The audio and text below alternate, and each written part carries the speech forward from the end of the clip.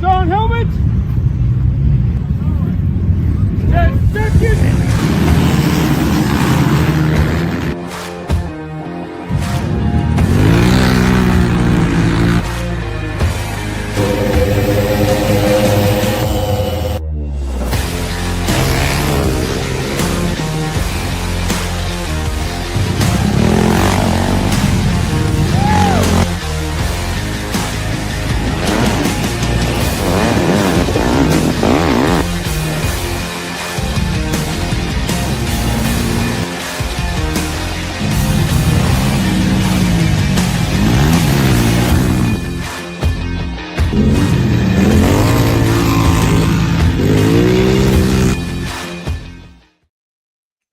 Welcome. I'm Chris McKean. And I'm Andy Kiner. We're all about cross-country racing. And normally it starts with 10 seconds. But not in Iowa. In Iowa, it starts with hands-on helmets. Wow. Welcome back.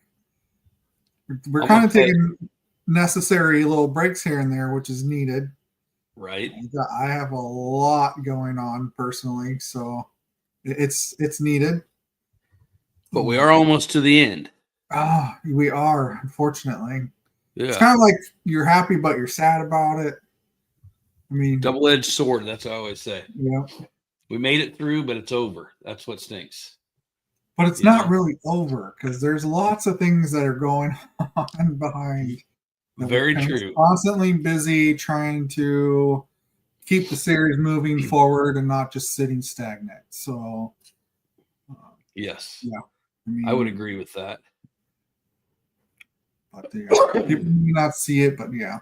Zach has been blowing up my phone. I don't know if he's already on here, but I haven't got to all of his messages, and he's working hard on behind the scenes on a few things.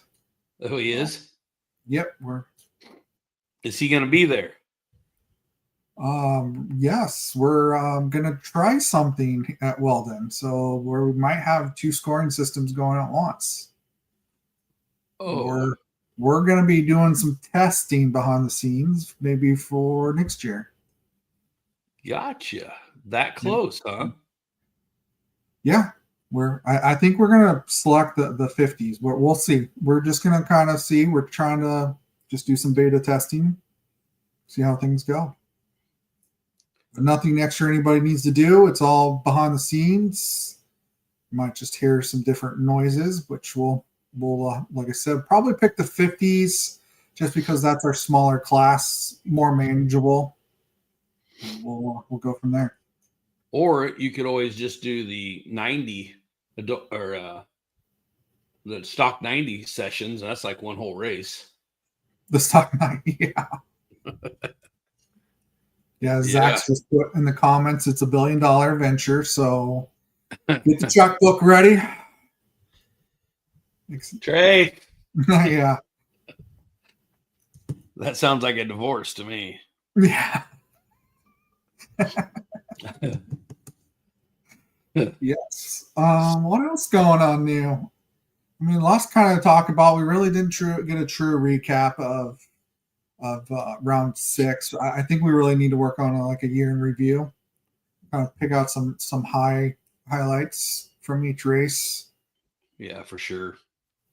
I want to go back and do some top 5s. I really liked, some stuff from Weldon. People are starting. There's a few racers starting to come alive back half of the season. Yes, there is. Sorry, I'm still getting my homework done for this one, so I got her now. So, yeah, no, it's the numbers weren't quite as high as I thought they would be at Weldon. I thought they'd be just a little bit better for the adults, but the kids are catching the adults pretty quick, so yeah, there's a lot of kids there. There's a lot of kids, and that's good talking point if we want to go into it. We mentioned last podcast about rules. Mm-hmm. So we do understand that we do need to split up the youth 90. Yep. Just trying to brainstorm. If anybody's got a good idea, we're listening. There's been talks maybe having like an open age bracket, kind of keeping a smaller, the 8-9 age bracket for those newer experienced kids kind of coming into the 90 from the 50s or 70s. Yep. Maybe opening it up to not an open class, but like an open age or open expert, or maybe call it a 90 expert. Mm-hmm. Who knows? We're still kind of come up with that. We are well aware we've got to split up the 90s. Yeah, and I think, Chris, one of the things that's going to have to happen there for us to do it properly is to get all of anybody that's thinking about running the 90 stock next year would be to let us know when we put that out there, that are running the 90 stocks, we can get their ages and stuff. So if it comes down to using an age, we've got it. I hate to go by this year's and then turn around and have 5 people in the young one and 60 people in the old one. Well, and that's what we did this year. In the off season, or even pretty close to kicking off the season, you had me do that, kind of looking at ages based off of who kind of did the pre questionnaire out there that we did from the banquet, and it looked like we were good to go again this year with the 2 age brackets, but the older 90 kind of blew up. What do you call it? Old 90 stock kind of blew up. So we got to come up with a better plan. Sorry, I'm still trying to fix this. I know. It's driving me nuts. You're the reason we were late again. So just take your time. I can't argue this time. I can't even make an excuse up. You're exactly right. So still fighting the computer. Yeah. But yeah, so there's I'm glad you brought this up, because even before we get talking about racing, I've talked to several people in the last probably 2 weeks about some different stuff. And I said, it's, some of the stuff I'd like to see change, but it's more about the racers. I'm more concerned about the safety side of things, and the competition side of things. But what, the riders are looking for, like maybe a rule change or something like that, that's something, like you said, that needs to be brought up. And I'm open for suggestions. So I'd love to see them brought up sooner than later, like at this race, bring them up, so that we can take a look at them. And then, as you and I have talked, we would like to have it done by, I think I even mentioned at the writers meeting at Weldon, is would love to have this stuff to us so we can bring it to the committee so we can talk about it and make that decision, like maybe the second week in December, so people aren't waiting till the banquet to find out on some of the stuff that might or may not affect their, class that they're going into. So, and a lot of people get their graphics and everything done, and we don't want to hold them up for that. So, yeah.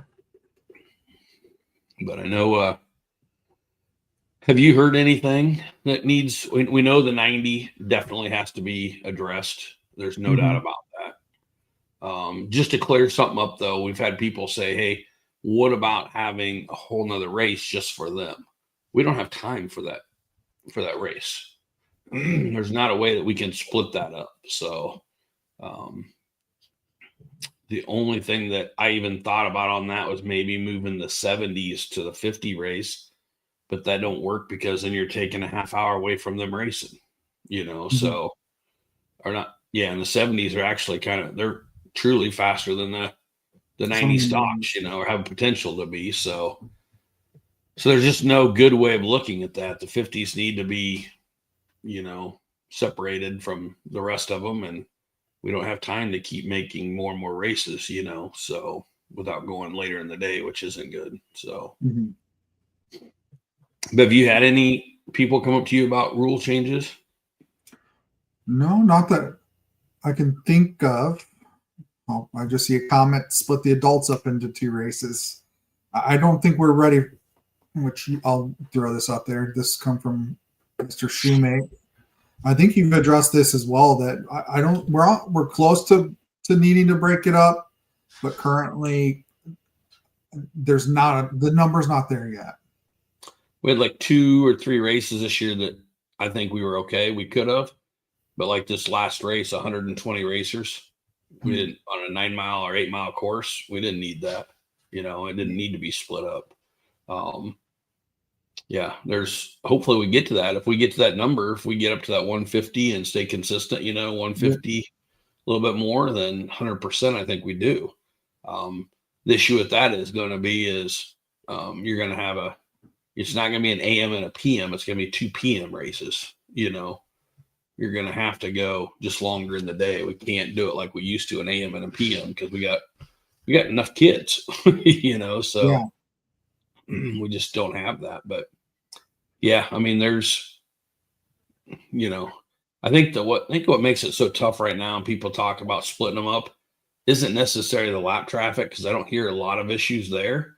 I think it's just for the weather wise. It's been so dusty, it's hard to pass. There's a lot of people out there, but that's on the weather. We can't do anything about that, so. But I will say, if we get up, get the numbers increased. Yeah, we used to do 2 sessions, but we've never done 2 sessions with, 120, 150 people. That's when we used to have 100 in the morning and, 100 in the afternoon, so we were up closer to that 200, 225, but we did 2 sessions. Yeah. So, but not afraid to do that. Hopefully we can get those numbers up for the adults before the kids catch them. Yep. And, yeah, we can do that. I'd love to make 2 sessions if we can.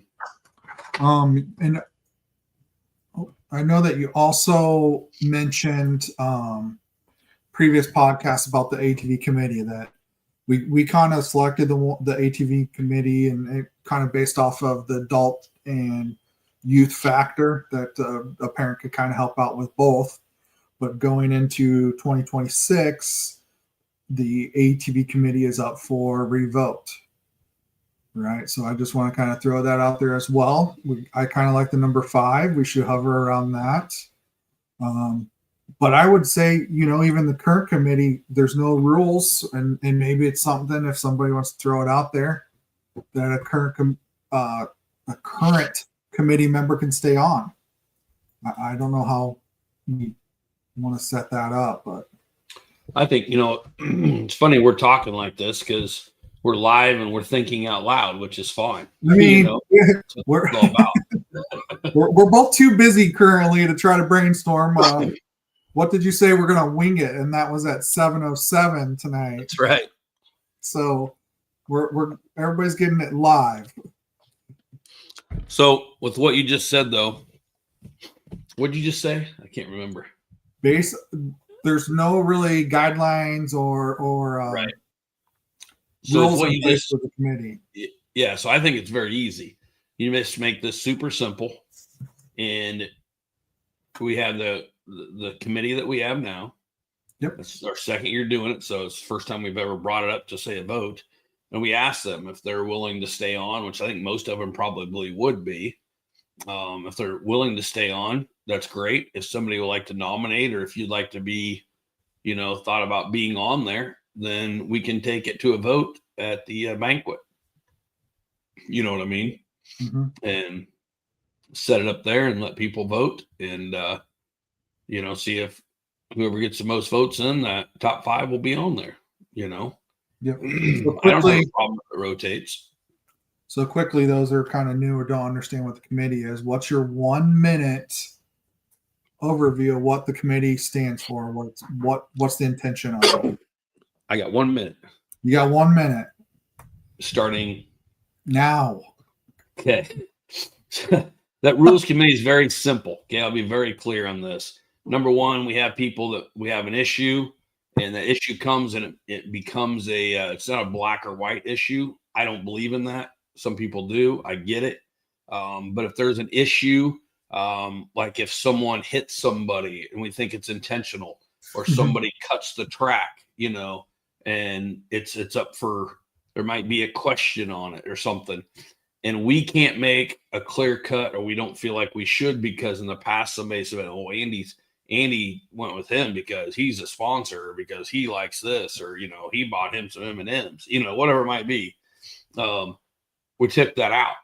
So now we just basically say we gather the information that we're given. We give it to we let the people, if they want to give us some input, but we give that to the committee, and the committee makes a decision based off the information that they're given.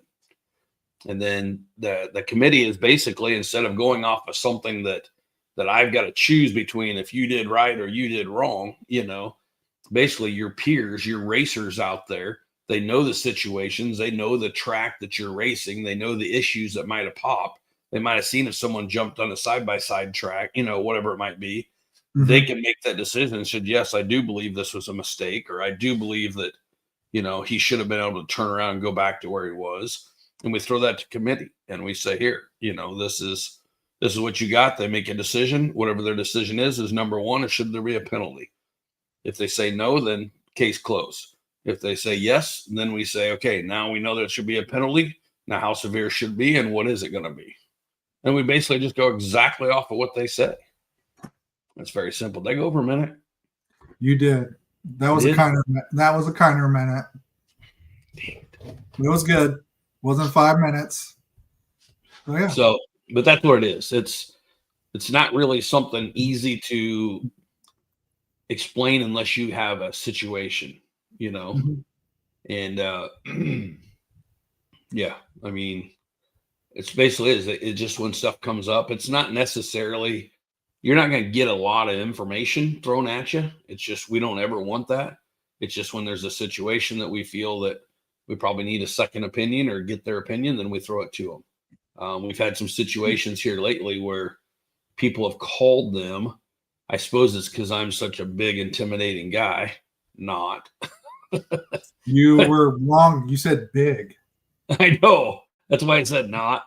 But anyway, they call them and have, the committee call me then, we talk about it and stuff, and that's fine, but it's there. So if you don't feel comfortable talking in a crowd or talking to me or Chris or, Trace or somebody, it's about the only three that you can talk to in this situation. But you can go to the committee. We had something just here within a couple weeks ago that like 2 or 3 different committee members called me about the same subject that people are calling in on. So, but yeah, so that's what it is. They're not about making the rules. We will bounce rules off of them. Like if we get some stuff, suggestions and stuff, some of it, a lot of people come in and there's nothing wrong with voicing your opinion, when you're talking about this stuff. Someone says, well, man, I think we should do a stock class, and that person might have only raced with us for 2 or 3 years, Mm-hmm. And why would you ever think that we've done a stock class? You and I both know that thanks to Jared Sheets, we'll never do a stock class again. You have the unwritten Jared Sheets rule, yeah, right? Unwritten Jared Sheets rule. And hey, Jared is doing what anybody tries to do if you're racing. You try to get the edge, and talking about suspension, and then it's this, and then it's that.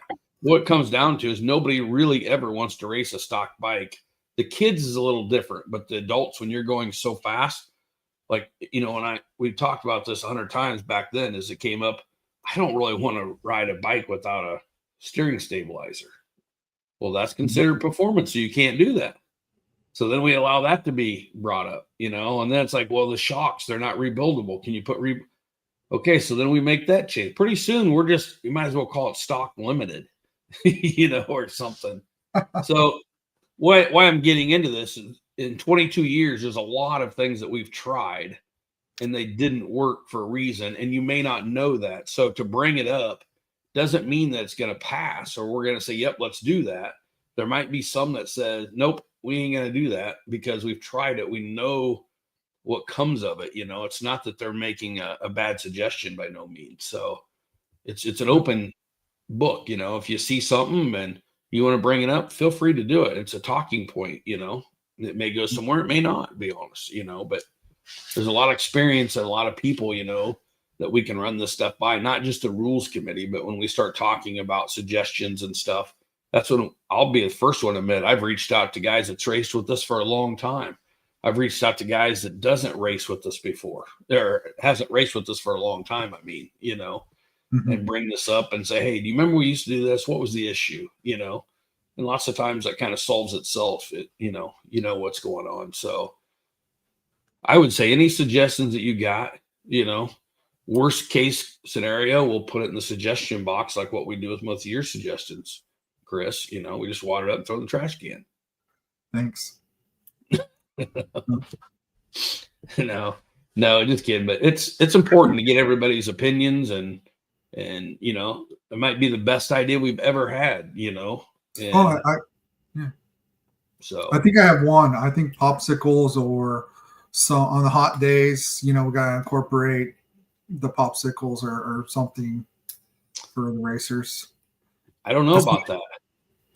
If I had to, this isn't a what's bugging Andy, but if I had to tell you one disappointment that I had at Weldon, was at the very end when we're picking up trash. Guess what I picked up all over?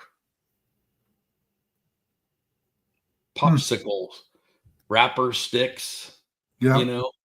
And I get it, but I'm not going to lie to you. I see no reason to handing all them things out for me to go around and pick them up afterwards. I think a lot of people probably was hot and everything, and I get it. But I mean, if that was to continue, we got just such a good group of people that I'm sure there's a few bad apples that make it look bad, but there were so many of them out there that I was kind of surprised. But interesting. Okay. But I get it. It was a lot of fun. It's cool seeing the eyes, light up, and they get the popsicle at the end. I feel sorry for the guys that came through kind of later, that must have got an extra lap, and some of them weren't holding on very good. They were melting. It was more like a slush sickle, than anything, but we tried anyway. So. All right. Well, let's segue because we're already 22 minutes in here. I want to try to stick to an hour. Let's switch over and switch gears over to round 7. So we got a lot, it's the finale, right? 2025 finale. Let's talk about I got to pump the brakes on you here. What? We're winging this, right? We are winging this. Okay, so before we get to this race, I know we're not going to go in detail on the last race, but I'm challenging you right now. I want to know our top 5s. Really? Put me on the spot like this? I did my homework.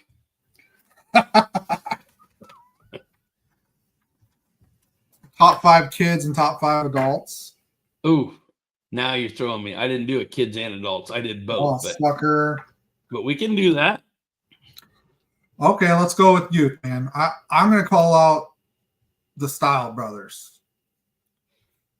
That's a good one. Mean, Wesley, you can't pick one or the other because both of them been on fire. I was teasing Mama Styles last race that, we're going to have to start teching these boys. Got some insight on why they're so fast is that they basically ride all weekend, every weekend. Yep. We've talked about that, previously episodes or about the experience, just getting that seat time right. But these two are fast, and they're smooth. I want to say, 90 it takes some. You got to shift, but I gotta call them out. I think that they're both been very good this year. I'm surprised I haven't looked at points and can't remember points from doing them. That probably close to both of them getting a championship this year. Yep. I would agree with that one. So, I mean, you want my second spoiler? We'll do all kids. No, you're not. You're gonna steal one of mine. I'm gonna steal all of them. No. Okay. Do you want to do the kids and I'll do the adults? Sure. Okay. Sure. You do the kids and I might chirp in, then you can chirp in on mine. I mean, as far as a kid making a statement this year, I gotta go Dakota Bernard as well. This kid, I mean, first year, right? He didn't even start the year with us. They started Fort Dodge, I believe. Mount Pleasant, I think. Mount Pleasant, yeah, somewhere around there. But this kid has come out of nowhere. He got a corn cob this year. I mean, he's up there, top 3. Yep. I don't think it hurts that he's a wrestler too. Yeah.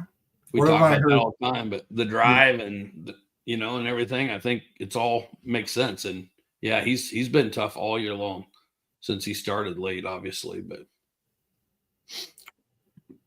Oh God, there's so many to choose from. There's so many good kids, and they're all competitive on the track. But off the track, it's cool to see them all hang out, getting into trouble. Oftentimes, sometimes. Yep. So let me just jump in with you, and you can throw some adults in too. Okay. Sure. But one of the kids that I've got to give a shout out to is Wyatt Goldsberry. That's his. He's won the last 2 races. He's came on pretty hard, and his riding, everything. It's just like all of a sudden it's clicked, Yep. And I think he's doing a heck of a job. Yeah, white DRR. You can see him coming. He's got the yellow, I think, on. Yeah. Yep. So that would be one of my top 5. I think another neat one. Are you thinking the same one I am? I don't know. Who are you thinking of? Is Gavin Gasink. Yep. Picked up his first win. So that's pretty cool. That's a class that, there's a lot of different ones that could win that class, and that's 2 that's came on as of lately, getting things figured out and coming in. And I got to tell you another one that's not really just from the last race, but I know Yarrington raced with an injury. I was going to mention that. Yeah, with an injury last time. And it's coming down to, I believe it's them, and is it Hale from Kansas? Yep. Yarrington and Hale in that 50 production, right? Yep. That's if I remember right, it's 1 point difference in the championship coming down to that. You have Goldsberry that's won the last 2 races all of a sudden. And then you have the 2 gals with Yarrington and Hale that's fighting for the championship. If I remember, it's only 1 point difference, 1 or 2 points. 1 point, 141 and 140. So that's going to be pretty cool. Seeing how that all plays out. Yeah. I mean, and you can flip the coin, you have some kids that are having a really good year, and then unfortunately you have those kids who are having kind of an off bad year. They're struggling, something's wrong, and I don't know, we see that. Yeah. But as well as I do, Chris, the kids that you see come through the first 2 races of the year is not the same kid that you see comes through the 6th or 7th race. Never. Like, especially I always pick on the 90, and it's kind of the top class that it's the first class they got to learn to shift.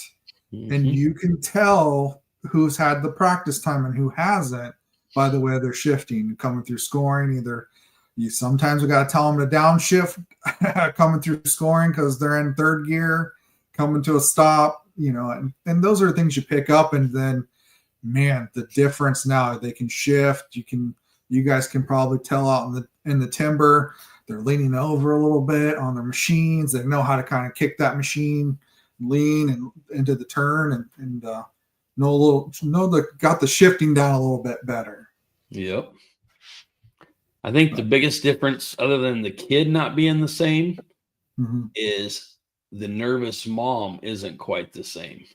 I think she's almost given up, by the first 2 races, how they're scared and running all over. And I'm not making fun of them because we've all been there, done that, Yep.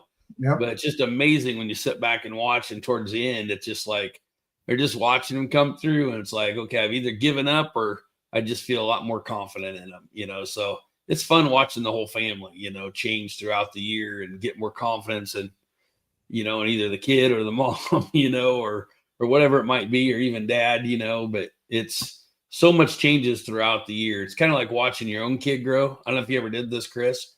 I never realized my kid was growing, like Brock, until I had to look at something on his head. And I'm like, wait, I can't see it. I got to stand up, or he's got squat down. It's like, I don't realize they're growing, but like your kids, I mean, every time I see them, it's like, oh my God, how'd they grow that? I mean, Austin my youngest is 6'3" now, and he's not done growing.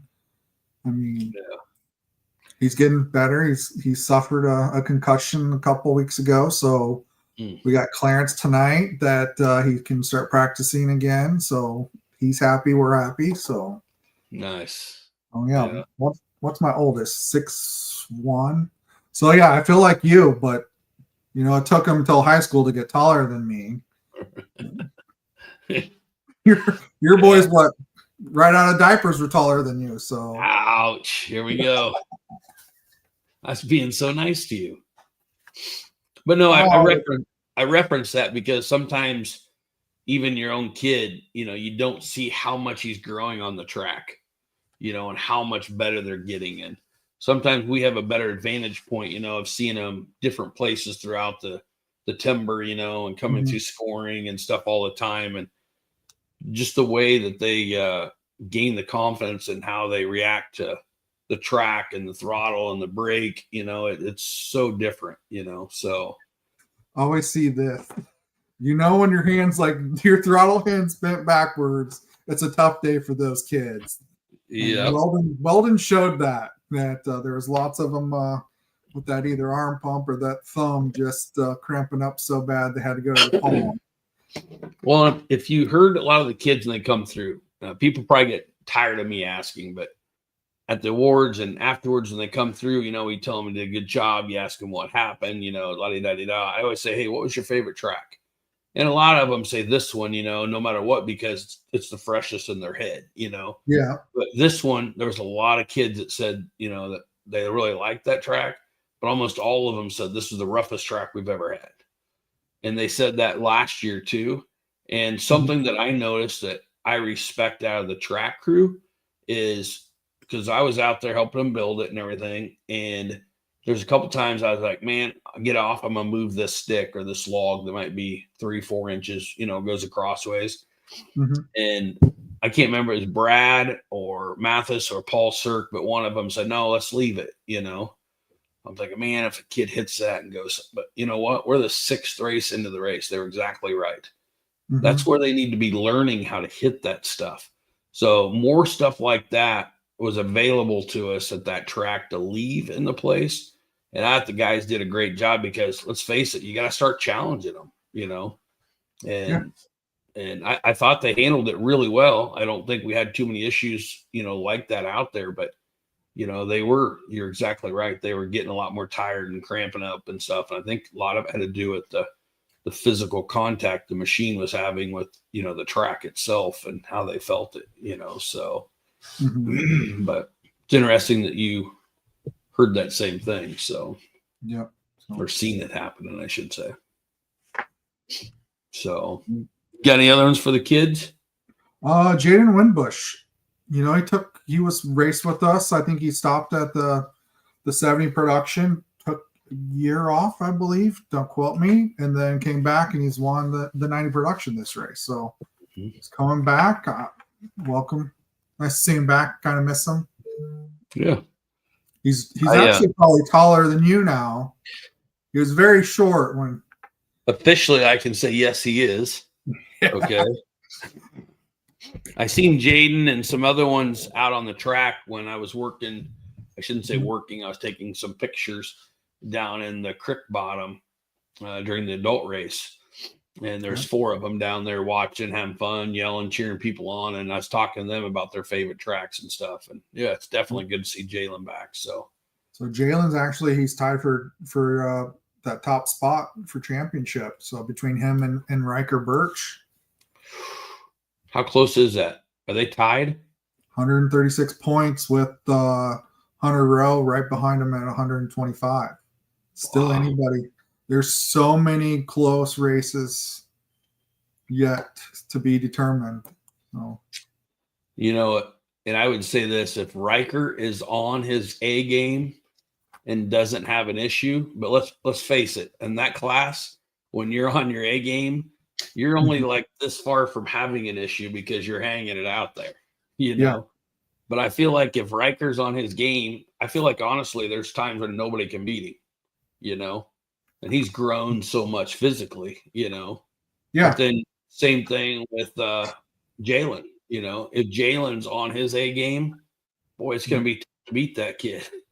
So this race, I'm going to be spinning around trying to see it in different viewpoints. But yeah, it's going to come down to these. It's not like I don't have to have somebody in between us. You know, if Riker wins, Jalen has to get at least third. It's whoever wins between those two, you know, basically is going to win that championship.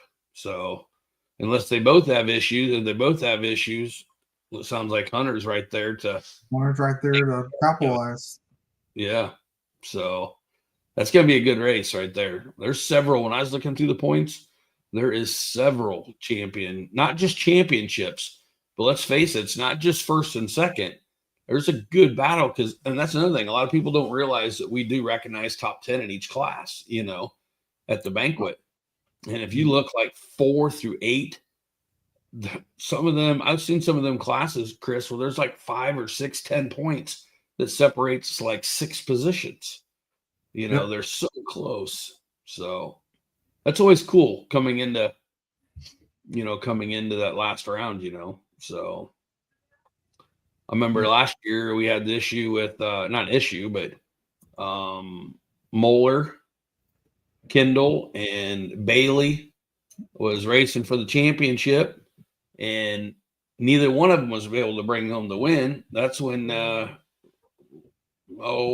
Atkinson brought home her first win, I believe, if I remember right. Kendall had an issue, and Bailey was right there to, you know, take advantage of it, you know, and they all did a great job. But we got a new winner, you know, and we had a championship, and we had one that was, you know, probably would have won the championship or came close to it had not broke, you know. So anything can happen, and that was what, 1/8 of a mile from the finish. Yeah, probably not even that. Yeah, it was not very far. So it's interesting seeing all these championships that close, you know. So, but all right, adults. I'm gonna steal the show. Don't steal mine. You know my number one, I'm guessing. So don't steal it for me. Go ahead. Putting me on the spot. I think Jackson Carroll's coming alive. Is that your Jackson number one? Down. What's that? He's coming alive. I think talking with his dad, he kind of finally got the shocks dialed in, I believe was the issue, and won GNCC. How did he do this weekend? I didn't get a. Well, he won our race. Issue. Yeah, he won our race. Then he won the GNCC. Then he came back and won our race again. Mm-hmm. And then I believe he got second this last time at GNCC. Yeah, lost in the woods, came back and battled all the way to second, first lap, and then just couldn't catch that first place guy. I think I saw that comment. These guys are putting a lot of time in, you know, 4 weeks, 4 races, 3 firsts and a second. I don't think that's too shabby. I think that's a good one to pick for you. And I had him down there, Chris, darn it. That was one of mine. Oh, I thought you had somebody else down. Oh, I'm sorry. Well, no, I started out, I had 3 adults and 2 kids. So I'm going to go right to my number one. Am I being biased? I probably am, but I'm darn proud of him. Is my grandson, Jaden Jones. Mm-hmm. You know, he raced a couple years in the kids classes way back when he was like 6, 7, 8, you know, but came back this last year and won the C class, which I was impressed being gone that long on a 450, you know, 16 and winning the C class. And then this year, I don't care who it is. I'm proud of them when they test themselves, they push themselves. And we've seen this last couple of years. These youth guys have been just on fire saying, I don't care about this. I want to push myself. And when he jumped from winning the C class straight to the A class, I'm not going to lie. I thought that was a pretty big jump, you know, for the lack of experience that he's really had, you know, but he's been up there all year long and then had some issues and got some stuff fixed, kind of toyed with the utility at the Heartland, came back at Cahokia. That's one of his favorite tracks. Won his first C-class race there and picked up his first A win. You know, and then how does he back that up? His second favorite track is Weldon. He comes in there and just puts one heck of a ride on and wins another A-class race. And if I'm right, I do not have it in front of me, honestly, but I think it was like 6th or 7th overall. I just thought that was pretty darn impressive for really the overall experience that he has in making that jump. And 2 wins in a row now, I think, is really good. 6th overall. 6th overall.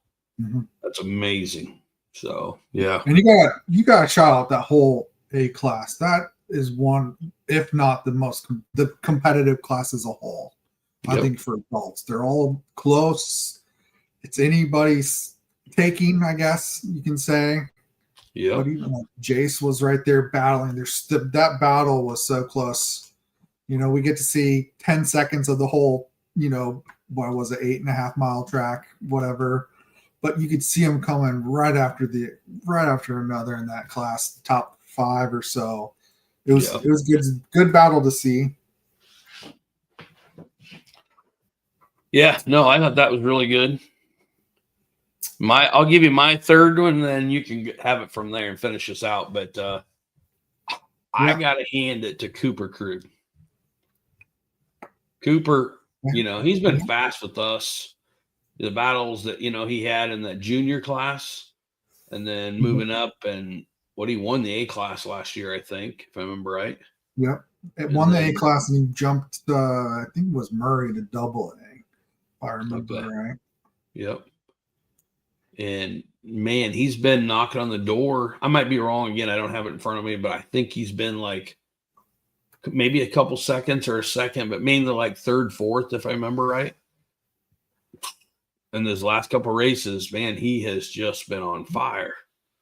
And it's not, you don't see it like I do out there, Chris, but watching him attack some of those, whether it be like a ravine or a hill or, just a single corner, man, it's not like he just relaxes. He's attacking it, and you see that in his lap times. So, yeah, I'd have to give a nod to Cooper. I think that's obviously wins the overall, but, based off of his experience before and his finishes and who he's raced against, that was one heck of a race.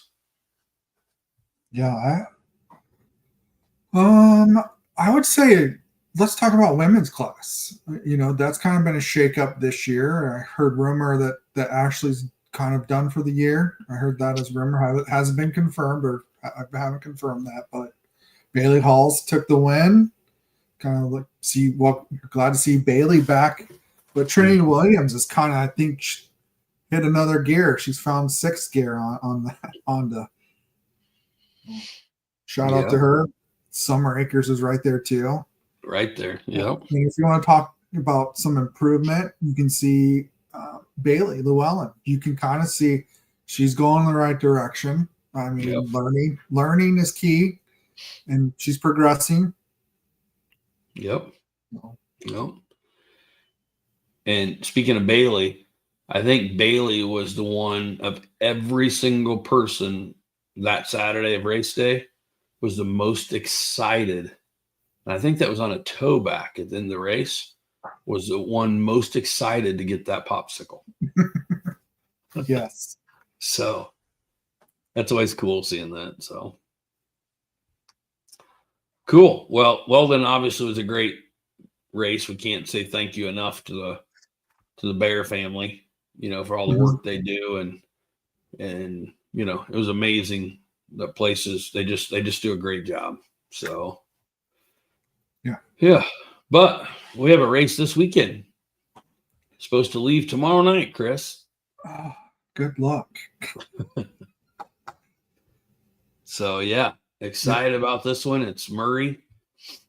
We kind of spoiled Murray there a couple years in a row, and we had some issues with tracks and some stuff falling apart and this and that, and we had to kind of abuse that track. And the Moore family has always been great, letting us come whenever we need to, and can't thank them enough. But now we only go once a year, and we're starting to see more and more people like, I can't wait to get Murray. When you go 2 or 3 times a year, it kind of spoils it a little bit, but now they're getting back to where it's such a beautiful place, and the people like fishing, and the people like, just hanging out. We usually have the bonfire on Friday night. We have the trick or treating on Friday night. We have the potluck on Saturday night. It's just so much fun. It's really cool. And I know a lot of people talking last time that you would probably be doing the lip sync this year, or not the lip sync, karaoke. So we're excited to see that. I So, should sign up for that. good food and some karaoke by Chris. We're all excited for it. So So speaking of, we know we're going to do the Hotsy Hole Shot. So to let me do what I need to do behind the scenes while you're talking and I'm talking, we have 26 people eligible for the Hotsy Hole Shot, starting at, well, we've told everybody 7, but I think based on numbers, we can get through the first 2 rounds with 7:30, be done by 8. okay. So official start time is going to be 7:30. Official start time. So that's been asked earlier from Austin Hindi. I know when we were kind of reaching out, we thought we'd need 7 because there were so many people eligible. Since some people chose not to participate, like I said, we're down to 26. So the thought is that we can hurry up and get through the first 2 rounds. And then once we get to semifinals or quarterfinals, we can do that after the 90 youth race. Yep. And on top of that, we would throw in and do the adult 90 hole shot challenge at the same time, kind of like what we did last year. Okay.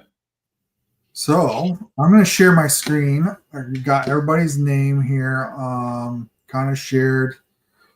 If anybody knows me, when I got to do a random list, I just go out to random.org, and that's my freebie, cheapie shot. So I'll go through the names of who's qualified and confirm that they'll be there. Then we'll randomize their seeding, and then we'll throw it into the bracket.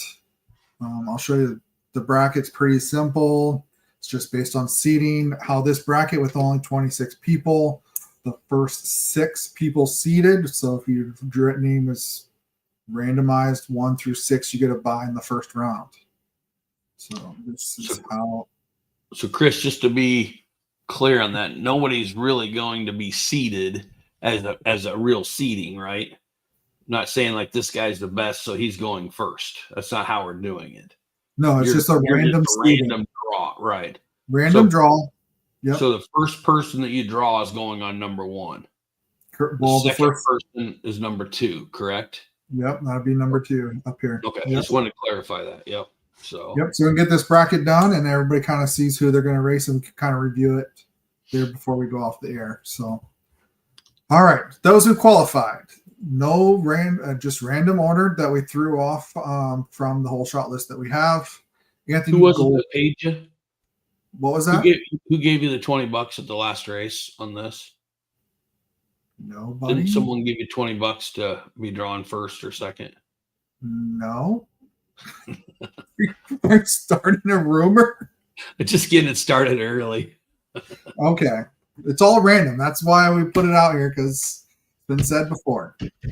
Anthony Goldsberry, Jake Cook, Jared Sheep, Cole Brandt, Gary Eads, Jake Cook is out here listed twice. See my math. Ooh.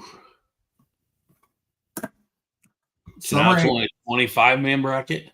Yeah, that's what it looks like.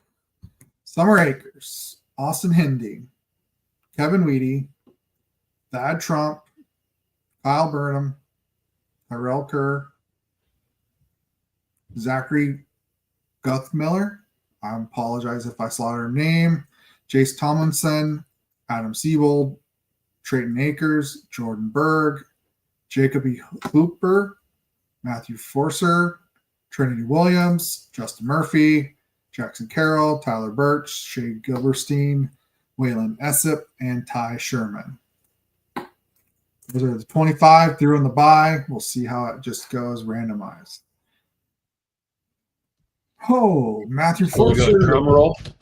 Nope, there's your drum roll. Do it. Matthew Forser, seeding number 1, Trinity Williams 2, Adam Siebold 3rd, Austin Hindi 4th, Jace Tomlinson 5th, Jacob E. Hooper 6th. Those all 6 will get a bye in the first round. Summer Akers 7th, Tyler Burks 8th, Jake Cook 9th, Justin Murphy 10th, Jordan Berg 11th, Jared Sheets 12th, Kyle Burnham 13th, Cole Brandt 14th, Anthony Goldsberry 15th, Gary Eads 16th, Ty Sherman 17th, Waylon Essep 18th, 19th, Shea Gilberstein, 20th, Kevin Weedy, 21 is the bye, 22, Zachary Guthmiller, 23, Trayton Akers, 24, Terrell Kerr, 25, Thad Trump, and 26, Jackson Carroll. So I will hurry up and throw those in a bracket. Again, the seating bracket, it's all fillable. Top 2, 16, 17, we'll throw this in there. It's all, I'll throw that out there while we're talking, finishing up around, and then we'll come back to it. Okay. So one name that I do not see in there that I can't believe that he would not have qualified is the one that surprised everybody last year, and everybody says, "Oh, you can't beat 1,000, you can't beat a 450." Who was it that was in the top 4 with the 250?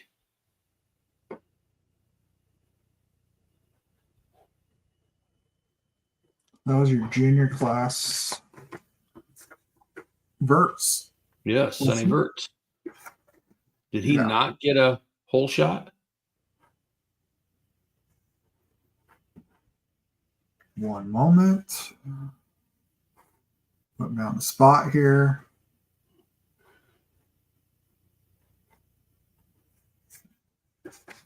I just can't believe as well as he did last year.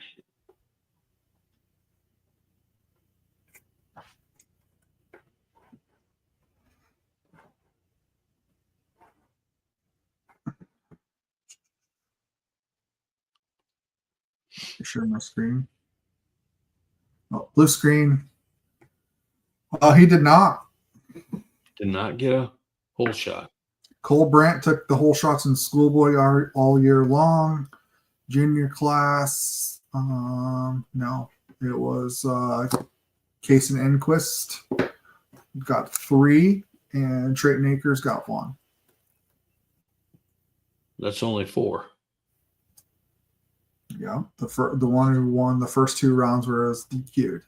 Oh, the same one. Mm-hmm. Okay, gotcha. Huh, that just shocked me. I would have bet that he would have got 1. But just giving everybody else a chance this year, I guess. Yeah. So while you're filling that out, Chris, just to make sure everybody understands what the Hotsy Hole Shot Challenge is number 1, you had to qualify within the first 6 races. How do you qualify? You get a hole shot no matter what class you are in, any of the adult classes, junior class, women's class, doesn't make any difference. If you get the hole shot, you qualify. There's no right or wrong answer as far as what you drive.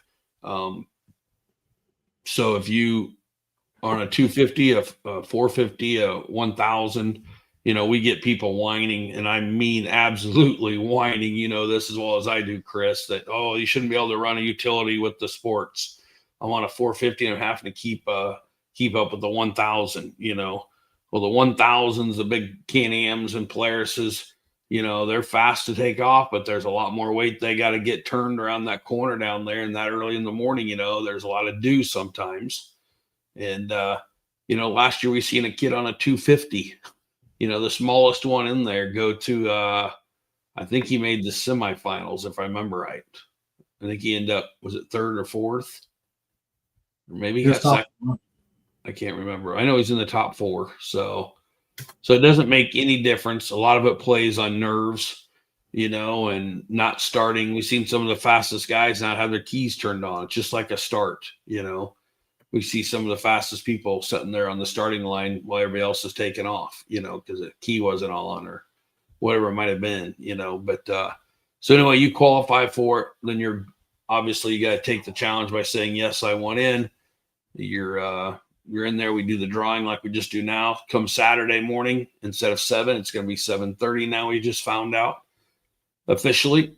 So when you're on there, Chris will be down there. We'll have the bracket and everything. We'll call you guys up. It's very, very important you be there.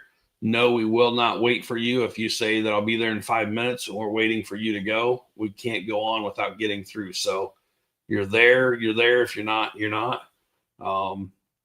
Hopefully, since you said you take the challenge, you're going to be there.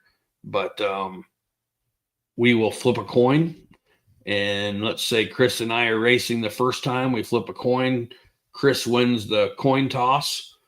Chris gets to choose what lane he's in. He can go in the top lane or the bottom lane, the left or the right, however you want to say it. You line up, and as you're lining up there, you kill the motors. I'll be standing out front there, do just like a normal race, just like a normal hole shot. I'll put hands on helmets, hold the board out for 10 seconds. Approximately 10 seconds, we drop the board. As soon as we drop the board, you can take off just like a normal race. You drive down.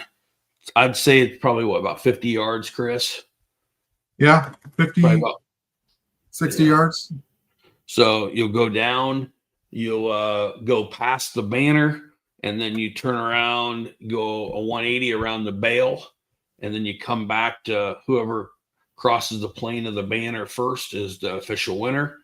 We do record it because no matter what we do, we get people saying, oh, he didn't win or he did. So we go to the tape if it's a photo finish, which we hope all of them are photo finishes.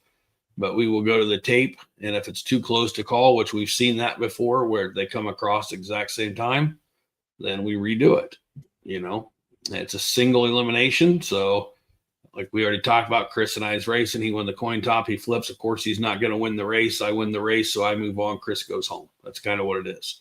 So then you come right back down. If you're eliminated, then you can go at the top. You can watch. You can do whatever you want to do. The guy that is moving forward or the gal that's moving forward goes right back down. We get you right back in line. At 7:30, I think we're just doing the first two, maybe the three, depending on time-wise. We'll see.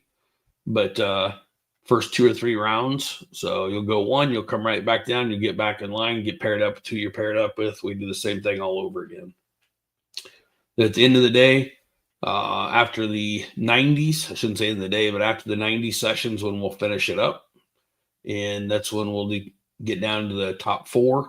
And top 4, Chris, once we determine who's going for first and second and who's going for third and fourth, then those will be the best 2 out of the 3. We run them best 2 out of 3. So for the winner, if you and I are racing again and we each win one, we go to the third one, see who wins the whole thing, is crowned the 2025 HOTC Hole Shot King. Same with third and fourth. And the reason we do that is top 3 get paid. So have you confirmed if the current champion's going to be there to defend? No, he did not get a hole shot. Not Cody George, isn't it? Yeah, I thought in the past we've let him run. Oh, to challenge them? Yeah. Well, that's a great question. I'll reach out to him. I have not reached out to him on that. I forgot about that. I'll reach out to him, see if he's interested in coming down to it. I know he's awful busy and hasn't been able to race this year, but I will reach out to him and see if that's the case and Cody can come down to go head to head, then he would go up against whoever the 25 hole shot king is, would compete against the 2024 for a best 2 out of 3 just for bragging rights, correct? Yep. So yeah, I will reach out to him and see if they'd be interested in coming down to that. That's great. I forgot all about that. So, but yeah, the other thing is HOTC. I did put a phone call into them today. I was a little too late. They're going to call me back in the morning, find out exactly what we got going with them. I'm hoping they'll actually be there. But we will definitely have prizes for everybody that competes, not qualifies, but everybody that takes the challenge, took the challenge to compete, will get a prize from HOTC. So we'll make sure we have all that stuff ready for them and stuff. And then I believe, didn't I hear right that this is getting paid out. The Hole Shot Challenge will get paid out at the banquet this year, not at the race. It gets paid out at the banquet, just like the adult 90s do. Okay. And I believe, and got to thank Tyrell Kirk. This is the second year in a row. Tyrell, out of his own pocket, has came up and offered to do this. I think everybody should buy him drinks at the banquet. That really helps him agreeing to do this. but this time, don't put him on my tab. Oh, but yeah, second year in a row, Tyrell Kerr has stepped up to do this. Just to tell you, Chris, how big that is, that's $750 he's donating to this. So $750. Everybody says, the whole shot don't pay. Well, you get your T-shirt. Now you get the Hoodoo whole shot, best award, each race. Now you get the whole shot challenge from Hotsy, with the prizes. I think last year that the prizes, you had some coupons and stuff. You had the pocket knife was in the packet, and then you got a 5-gallon pail of their wash, power wash. So that was really nice. Everybody can use that that's racing. So it's really cool. So, and just the recognition, having fun. We always get a great crowd out there watching this whole thing. Just a lot of fun, but there's more pressure on you than you would believe when you're out there and everybody's watching you.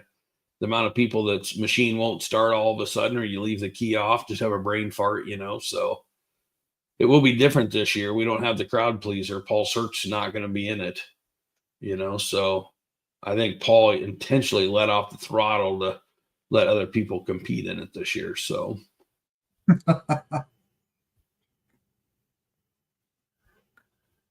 yeah.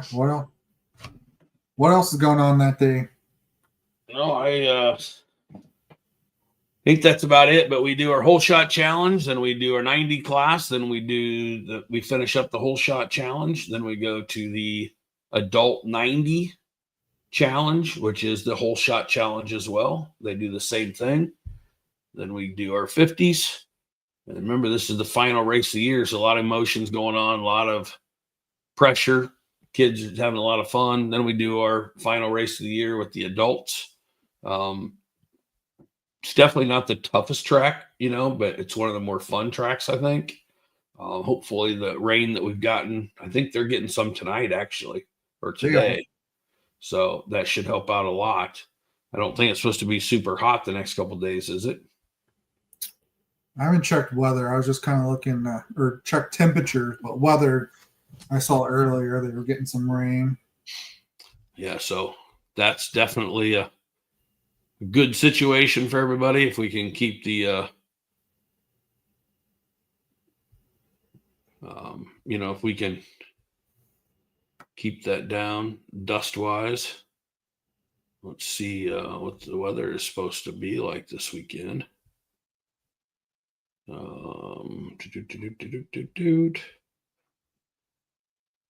Yeah, now this is the race day, so it does say sunny Thursday through Monday, but we're looking at highs Thursday of 75, 79 on Friday, and 80 on Saturday.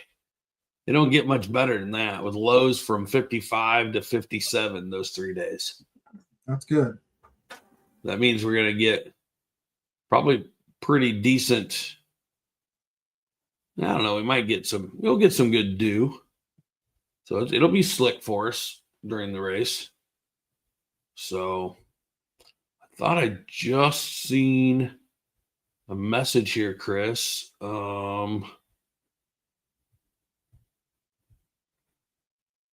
somebody that had gotten a whole shot that wanted in. The riding gear requirement is the same as race day. So helmet, all your protective gear and everything. Shoot, I am not seeing this, Chris. It was a message that we got. It's not related to this one. Yeah, we'll respond to that message. Okay. It's regarding they didn't get a shirt and they want a shirt. Okay, gotcha. I just making sure it wasn't they weren't in this one. So okay. Yeah, but riding gear is full gear. Yep, just like you'd be racing. So don't want to take any chances. Are we close, Chris? Oh, we're close. I was printing. That's why I was quiet. All right. So first round. Talk to me, Chris. I know, I apologize. If there's a better way, somebody let me know. But, free software is good software. So first round by Matt Forcer, and then we'll go the upper bracket.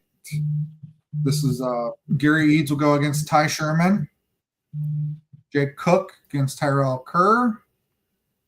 And Tyler Birch versus Thad Trump. Tyler Birch is another top 4 last year, right? Yep. We'll go bottom bracket next. Austin Hindy with a bye. Also, Jace Tomlinson with a bye. And then Kyle Burnham versus Kevin Weedy. Well, that'll be a good one.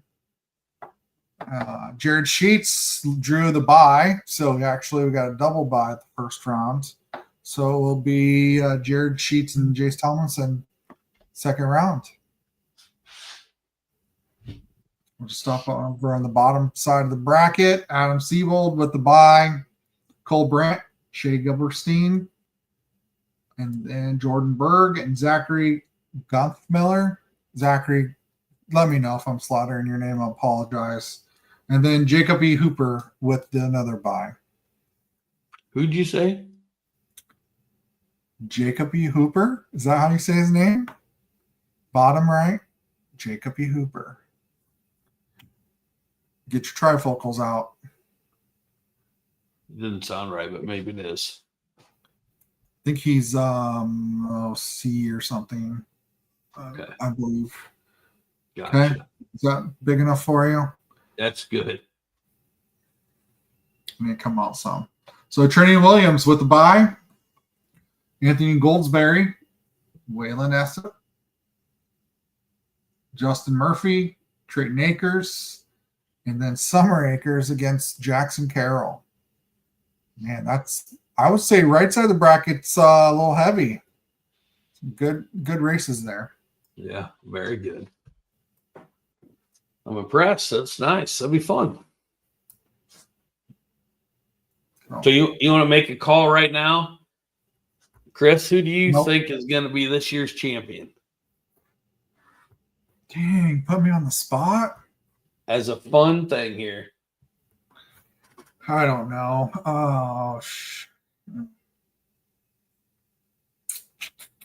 I'll go first. I'm going to have to go until somebody beats him. I cannot go against Kyle Burnham. That's your bet. Will you like to tell everybody that he's paid you $20 because you picked them the last couple of years? No, it cost me last year. I don't think I had him picked last year. I don't. And he had an issue. No, maybe I did. I can't remember. But that 2-stroke but we've seen him get beat. There's been multiple 2-strokes getting beat. So I believe Tyrell's going to be on a 2-stroke too. Is he? Oh, I'd have to go back through my messages, but I believe I might have seen that. Don't quote me on that. And this is just a fun deal because there's so many riders on there that I would almost bank my money on. They're just hard to beat, and the crazy thing is who would have picked, and nothing against Sonny Verts, but who would have picked Sonny to go through that crowd like he did last year? It's truly anybody's game. If you pull up the starting line and you don't think you can beat the other one across there, them guys can beat themselves just as much as you can beat them, so it's fun. Yes, Tyrell did message. He will be on a 2-stroke. Yeah. Very nice. So who you going with, Chris? Come on, you gotta get made up fun too. So I mean, I think Jordan Berg's got a good shot. Not only in this one, but I think in the adult 90, since I think he's costing me extra $50 or so from my bet on the first round against him. So I'll go with him. I think it would be good to see Cole Brandt, Jordan Berg in that kind of semifinal. We'll see. But it's anybody's game. I don't want to jinx anybody or. Oh, no. My pick could get beat first round. I mean, it's just any of them can. It's just it's fun. You look at a Jackson Carroll, you look at, any of those. Trinity Williams look faster than crap on that 450. There's just a lot of different ones. It could go any way. I think it's just fun just to say, maybe who you think. So I know it's going to be interesting, that bottom bracket with Kyle versus Kevin, that first round. See what I mean? That could be two-stroke versus 4x4. And both excellent riders. Experienced, yes. Yeah. And then you got Jared Sheets on a 4x4 against Jace Tomlinson, an A rider. So anything can happen. Yeah. Everybody's fast down the straightaway, but who's going to make that corner? You know? Who's gonna slow down and time it right? Look at Sonny. Sonny wasn't the fastest at all last year going down the track, but man, he smoked them in the corners. So a lot of different ways you can be beat, and there's a lot of different ways you can win that. So very cool. Well, Chris, I know we've. Sorry, I have one thing that I need to cover. Well, I was going to say, you already covered the trick-or-treating Friday. You want to go in more detail? Friday night at dark? Is that what you're going for? No. What time do you guys? Just at dark, yeah. Whenever the sun goes down or whatever, if the kids can go. I think Trace can have some stuff at the registration, and then go trick-or-treat at the different pits if everybody participates, and the kids can come around to the different campers and stuff and, design your campers for, it's not Halloween. We know that, but this race is usually in October. So we're just observing, the Halloween fun, in the same time. And just don't forget the potluck after Saturday night. That'll be a lot of fun. That was a lot of fun, bring what you can, or if you don't bring anything, still come in and say hi. It's kind of a nice time for us to all wind down. Yep. Relax and just be ourselves after a race, and just reflect back. Yep. There's so much food left last year. Oh my gosh. So yeah. Okay. Yep. I haven't talking to you about this, but I want to be very transparent.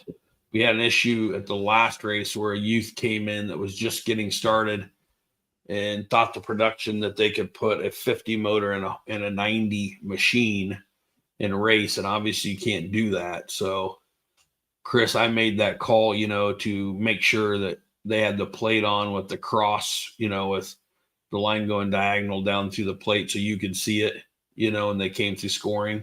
Yep. They were not scored, just so everybody knows that. They didn't even make it a lap. Oh, they didn't. No. Okay, I thought they did, but yeah, that was just so that they could get some time in. Brand new kid.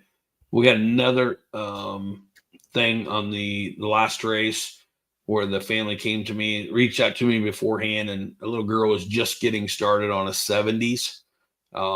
She's obviously got the wrong machine for the situation, but I couldn't let her in, not knowing the situation in any other class other than the 70s. She just didn't. It was kind of a danger for her and the other ones, at it being her first time, her being in that class. She will not get scored this time, Chris. They're removing the thing out of her helmet. She will start dead last, but she is going to run behind the 50s this time with that machine. But trust me, she is just getting experience. She'll probably fit right in, but she will start behind everybody. She will not get scored. It won't affect points at all or nothing. So, and then she will have the right machine start next year. So that's what's going on with that class. So, with that machine. So if you do see it out there, and it is a 70, but I think when she's out there having fun, we'll understand that it's probably the right position for it. So.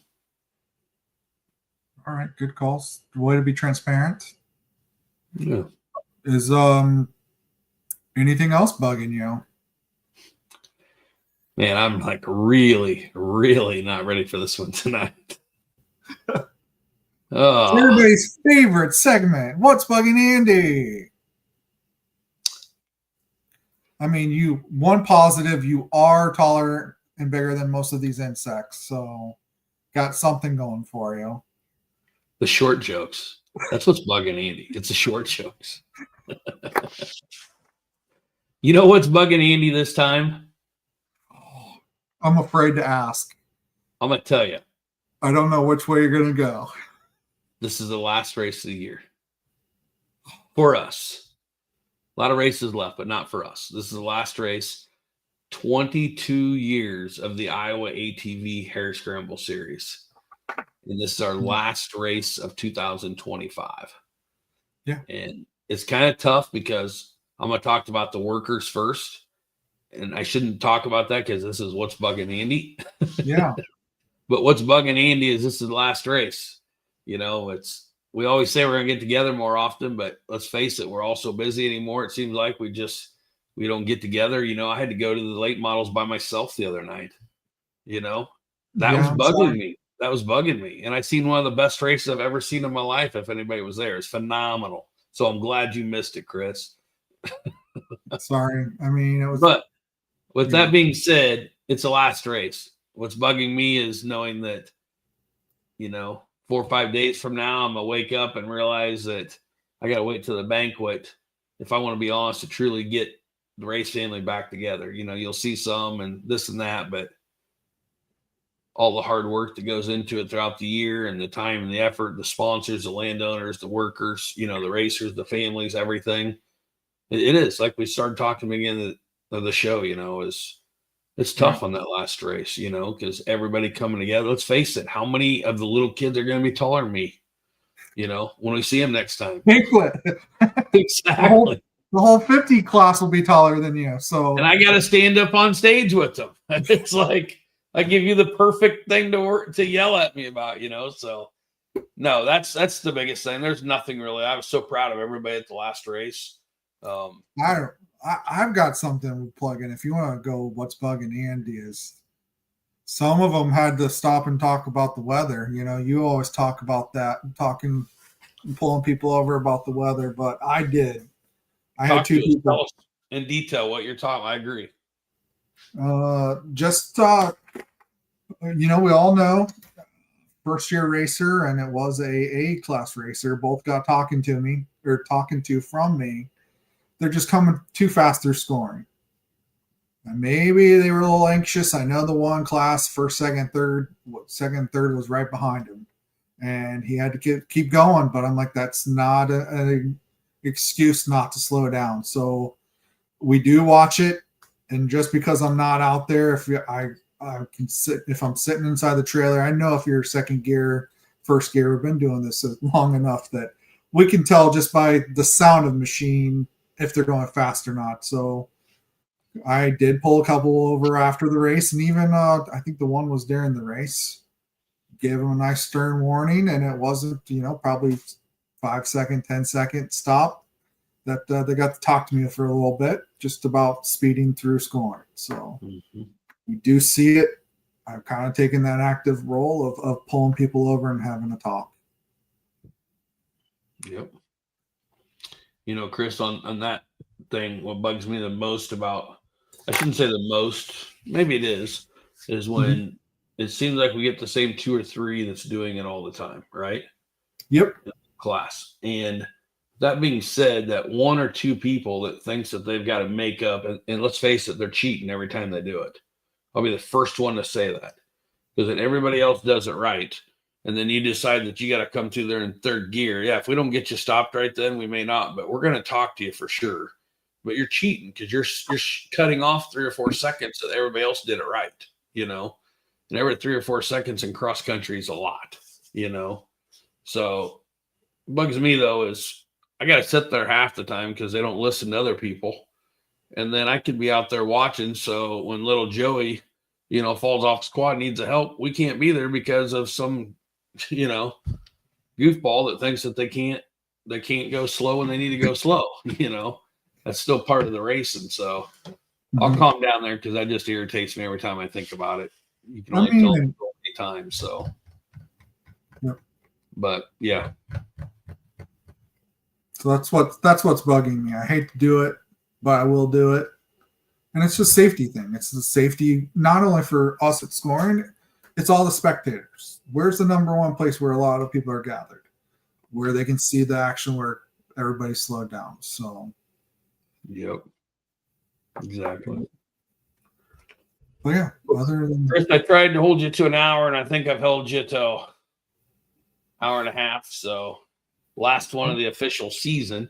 The next one will be after the season. So, do a full recovery. But got to thank all the sponsors, Chris, that's been with us this year and helped us. And, this weekend being HVG Trucking, can't thank them enough for everything they do, not just for us, but for the whole sport,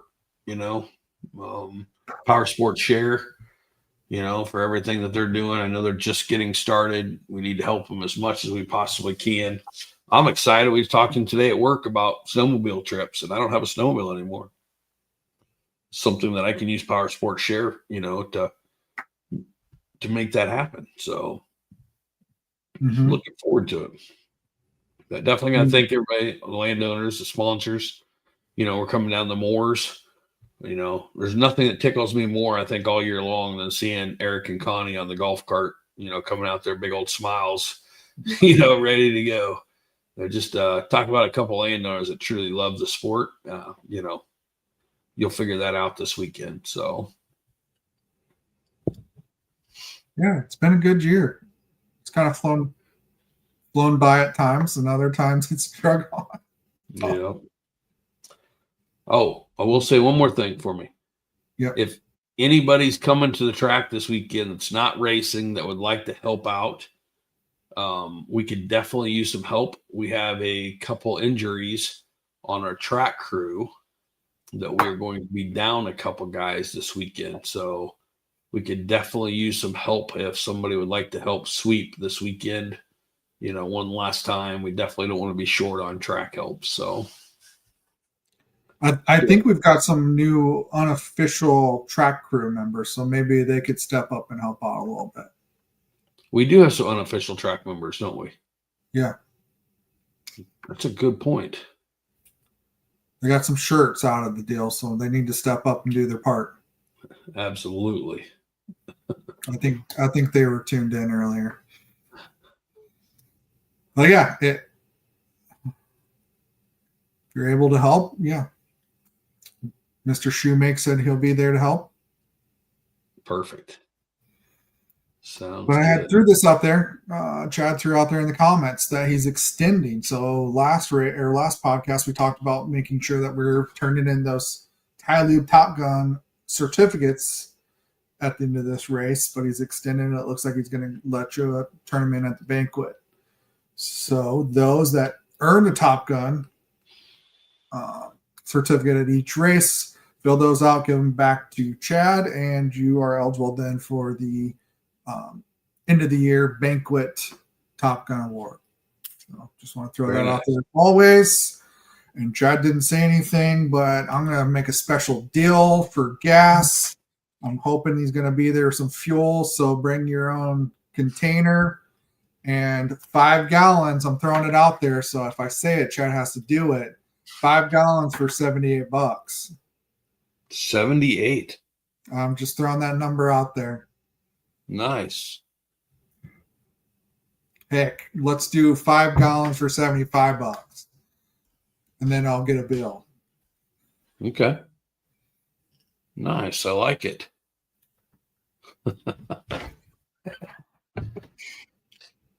Cool. Well, also, we are still looking for tracks. It may not be something that we need for next year. We're going to look at approximately 4 new tracks for, I think, just one track that we're replacing next year. But we've got at least 3 strong options. One, I haven't got the approval yet to go look at it, but I think there's going to be 4 to go look at. We're excited. I think they're going to be really cool. So if anybody out there that has a company or a business or something that'd like to get involved, we've got some new opportunities that's going to come about next year with one of these races that we're working on. So small or big, we've got spots for you. So we're going to try to get all that stuff handled hopefully this year before the banquet, so we can release some stuff for the banquet, and maybe even be really cool to have the banner for next year at the banquet already. So, but I doubt that happens, but we're going to try. So, yeah, we don't have the information yet. I haven't talked to Trace today if it got approved, but still thinking it's going to be that January 30th is probably going to be the banquet down at Honey Creek. We're still finalizing that. So we'll hopefully have that for everybody this weekend. So, All right. a lot to go to have stuff ready for this weekend, but we're going to try. I did my part. Right? I know. Tough, because I won't be there until early Saturday again. Well, I think I'll be there Saturday morning, unfortunately, with football, and somebody's birthday is on Friday. So, Whose birthday? I don't know. So yeah, I'll be down bright and early. It's gonna be early morning. Yeah. Oh, it's your birthday? Yeah. The big You 5-0. You say not quite 5-0. Well, shoot, I didn't realize it was your birthday. You had yours. Well, you were quiet about your birthday, I think. Maybe we'll just get together and throw you in the pond for your birthday or something. No. Oh. Quick update from Eric Moore and Terrain last night. It's good. That can't hurt us. Thanks for the update, Eric. That would be perfect, I think. So, but we need him to stand out there with the rain gauge in his hand all night long to see properly how much rain we get.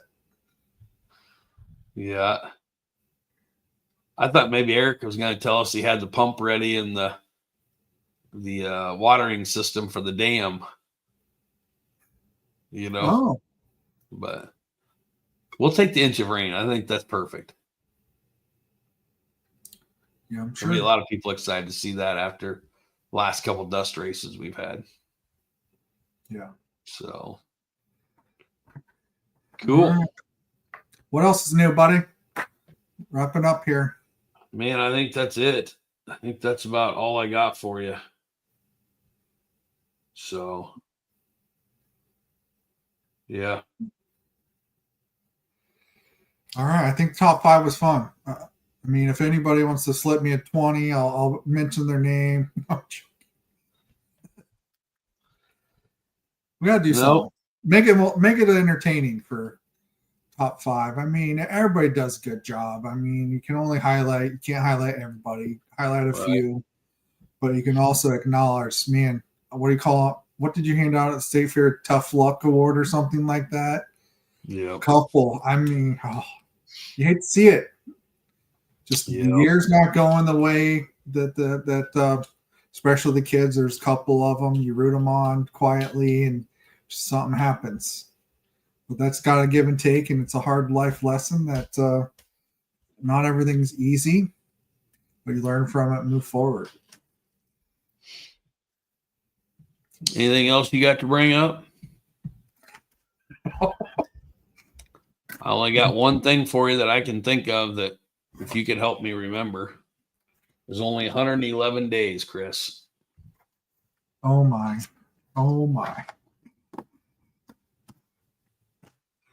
Gonna do the countdown. There's a lot to do in that 111 days for the next race. You know it's in 111 days, though, don't you? Is that the first race of next year? The Chili Bowl. Oh. Yeah.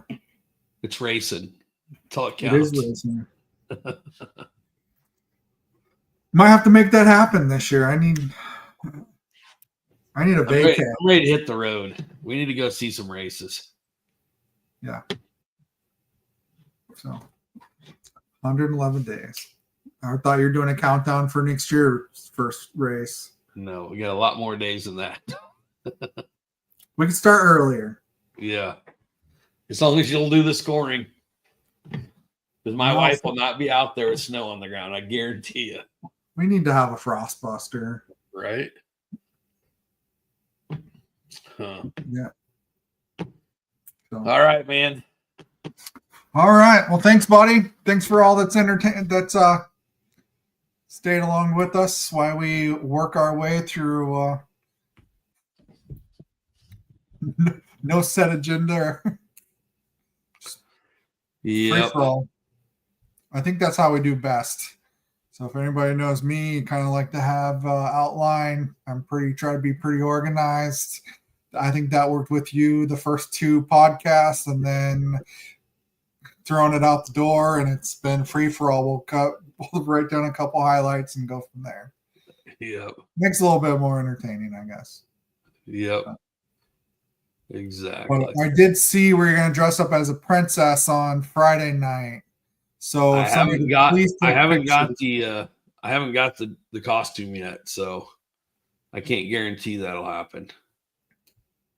Well, I'm sure one of the female racers might have something they can let you borrow. Oh yeah. This could be very interesting. Oh. Okay. Well, sounds good. I will let you go and look forward to seeing you this weekend. Seeing everybody. All right. We'll see you then. All right. Thanks, man.